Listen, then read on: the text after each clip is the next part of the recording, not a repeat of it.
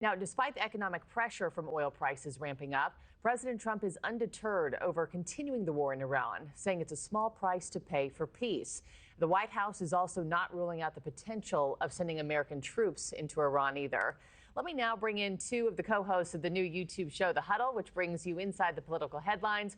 Former White House press secretary for President Trump during his first term, Sean Spicer, and former Democratic advisor, Dan Turrentine. Gentlemen, good morning to you. Always good to see you on a Monday.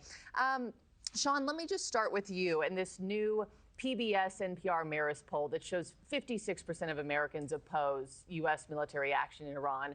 44% supported. I mean, you've stood at that podium defending tough White House decisions. How do you see this administration selling a war and continuing to sell a war that the public didn't ask for?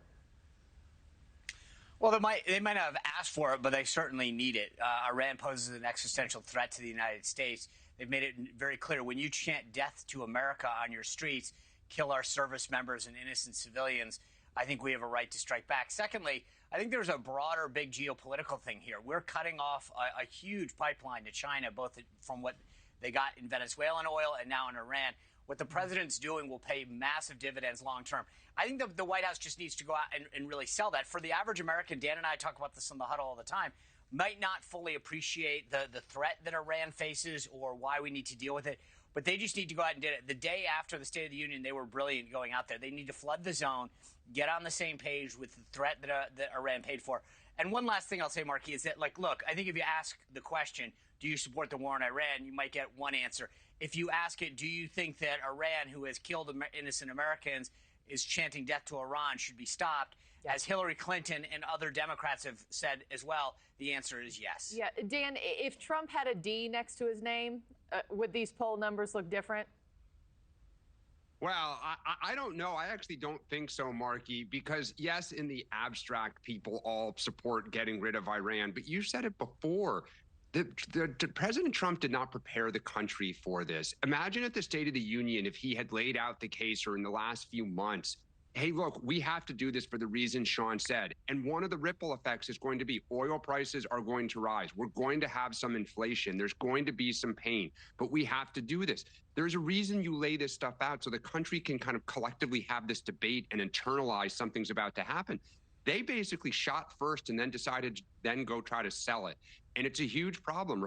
Democrats are winning because Republicans are losing, and Republicans are losing because things feel chaotic right now.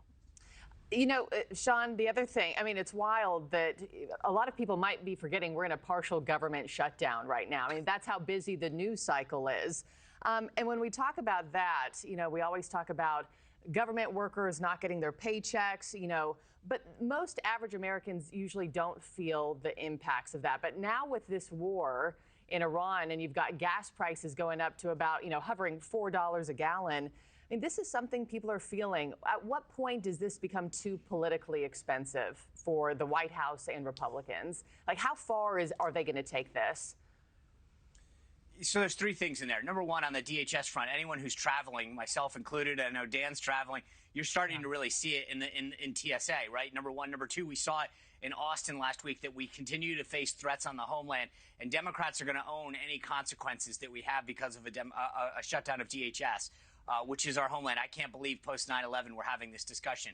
Two, I think the issue isn't now, right? Dan and I talk about this almost every day on the Huddle, that if the election were held tomorrow, we're in a very different place than if it's in November, which thankfully it is, both in terms of the economy and some of these foreign policy issues. If we're having this discussion, Markie, in July and August of this year, Republicans are in a very different place than they will be if we're talking about a rising job market and the economy back on track, lower oil prices. So short-term pain, as the president is trying to condition people for, is one thing. If we enter the summer travel season and we're at $4 a gallon, I think that's going to be a very, very different scenario.